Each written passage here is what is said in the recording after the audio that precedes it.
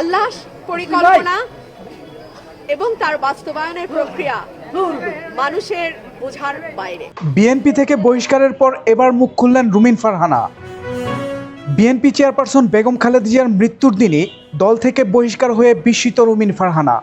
তবে যেহেতু দলীয় সিদ্ধান্তের বাইরে গিয়ে স্বতন্ত্র প্রার্থী হিসেবে নির্বাচন করার সিদ্ধান্ত নিয়েছেন, তাই এই সিদ্ধান্ত অবধারিত বলে জানতেন তিনি। 30 ডিসেম্বর মঙ্গলবার ভোরে খালেদা জিয়ার মৃত্যুর খবর জানায় বিএনপি। এদিন সকাল 11টায় বিএনপির স্ট্যান্ডিং কমিটির এক বৈঠকে রুমিন ফারহানা সহ 9 জনকে বহিষ্কারের সিদ্ধান্ত নেওয়া হয়। পরে বিএনপির জ্যেষ্ঠ যুগ্ম মহাসচিব রুহুল কবির রিজভীর স্বাক্ষরিত এক সংবাদ বিজ্ঞপ্তিতে এ তথ্য জানানো হয়েছে। বহিষ্কারের প্রতিক্রিয়ায় রুমিন ফারহানা বলেছেন, এটা আমার জীবনের নতুন অধ্যায়ের সূচনা ও নতুন যাত্রা। বহিষ্কার আদেশ এসেছে, এটা স্বাভাবিক, এটা তো হবেই। খালেদা জিয়া যেদিন চলে গেলেন সেদিনই বহিষ্কার আদেশ আসাটা, এটাকে আমি বলবো যে এটা আল্লাহরও একটা ইশারা বটে। যিনি আমাকে এনেছিলেন, যার ছায়ে আমি ছিলাম, তিনি যেদিন চলে গেলেন, বিএনপির সাথে আমার যাত্রাও সেদিনই শেষ হলো।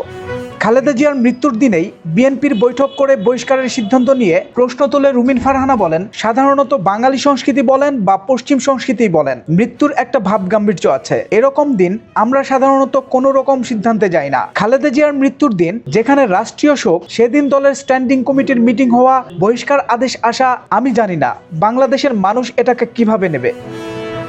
বিএনপিতে দলীয় রাজনীতির সমাপ্তি হলেও রুমিন ফারহানা এটিকে তার জীবনের নতুন অধ্যায়ের সূচনা ও নতুন যাত্রা বলে মনে করেন। জাতীয় সংসদ নির্বাচনে বিএনপির জোটের প্রার্থীর বিরুদ্ধে স্বতন্ত্র প্রার্থী হিসেবে কতটুকু সাড়া পাবেন এমন প্রশ্নে জানান, এলাকার মানুষের চাওয়ার প্রেক্ষিতেই একা লড়ার সিদ্ধান্ত নিয়েছেন। বলেন, রাজনীতিতে এমপি বা মন্ত্রী হওয়া এগুলো এক একটা ঘটনা, কিন্তু রাজনীতিবিদ হয়ে ওঠা অনেক বড় একটা ব্যাপার। আমি একজন রাজনীতিবিদ হতে চাইছি।